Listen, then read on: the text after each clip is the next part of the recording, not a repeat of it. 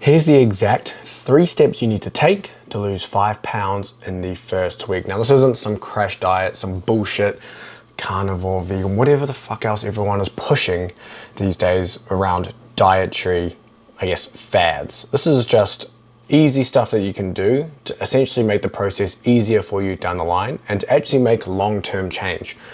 The worst thing you can do is overhaul your entire lifestyle if you are embarking on a new fitness goal or a new weight loss goal. Now, weight loss isn't exactly something that I am super enthusiastic about, but I understand that a lot of people, especially a lot of the old subscribers to this channel, as I've noticed on Facebook, where they went through a phase of lifting big and eating big, and now they're a little older and they're trying to potentially lose some body fat. So here are essentially the first 2 steps you can take in the first week.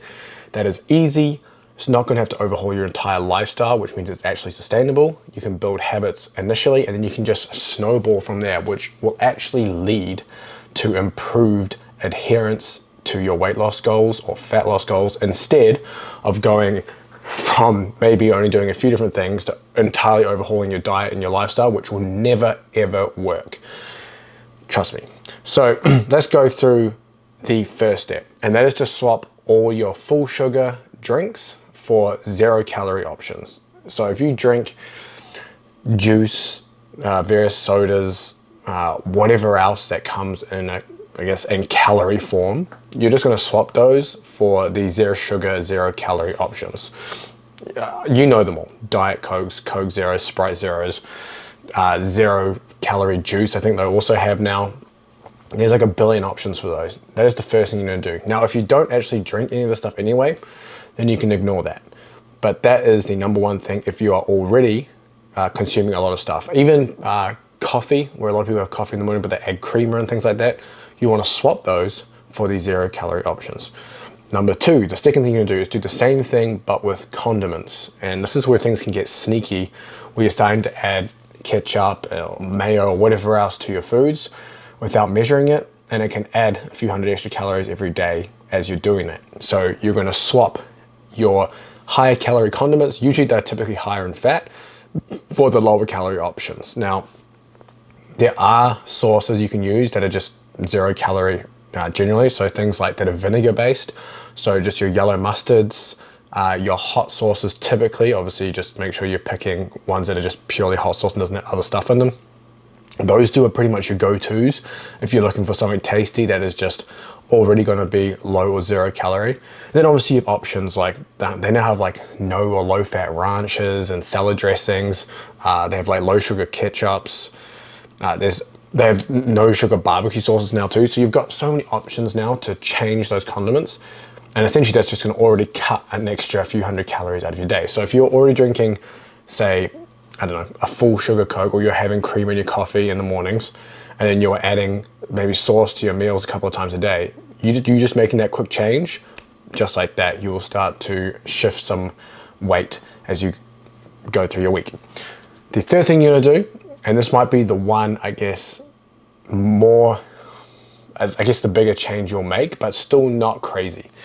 And that is to have a high protein breakfast with at least 50 grams of protein. Now, 50 grams isn't a hard and fast rule, and if you have less than 50 grams, it doesn't work or anything like that. It's just a general rule to help you get more protein in during your breakfast. It's going to set you up for the rest of the day. You're going to feel very full because your breakfast is going to be larger, and it's just going to make it easier throughout the day to hit whatever your protein goal is. And this is, if you're a smaller female, sure, you might go down to 30 or 40 grams. If you're a larger male, then again, you might be more on the 50 grams. Now, this can be, honestly, there's so many different ways you can do this. And a really nice one that I've been doing recently, 3 eggs, 3 egg whites, which I think is already 36 grams of protein, and then 1 serving of non-fat Greek yogurt, add a little bit of berries and some honey and stuff like that. That's already, I believe it's very close to 50 grams just with that. You also have those Oikos pot Greek yogurts. You can use those. You can add a protein shake to maybe your eggs as well, so you have that on the go. Even those protein RTDs are like 30 grams, and you can have 20 grams of protein from something else in your breakfast. Very easy to do, especially with the foods available now. And that's all you're going to worry about. You're not even going to worry about what else in your breakfast. You're not going to worry about what you have for snacks or for lunch or for dinner. during the day, you're just going to focus on those small 3 changes initially. And those small 3 changes will start the cascading effects of you losing weight. Now, obviously there is far more to it as you get further down the line with things you can do to make sure you're actually losing the right kind of weight, because you want to make sure you're dropping body fat and not just losing muscle mass. So there are things you can do further down the line to help facilitate the correct, let's just say, weight loss that you're trying to achieve from that. But just doing this, you will start to lose around 5 pounds in the first week. It's good for, I guess, motivation and seeing that something is actually working, and it's easily sustainable, which is probably the most important part.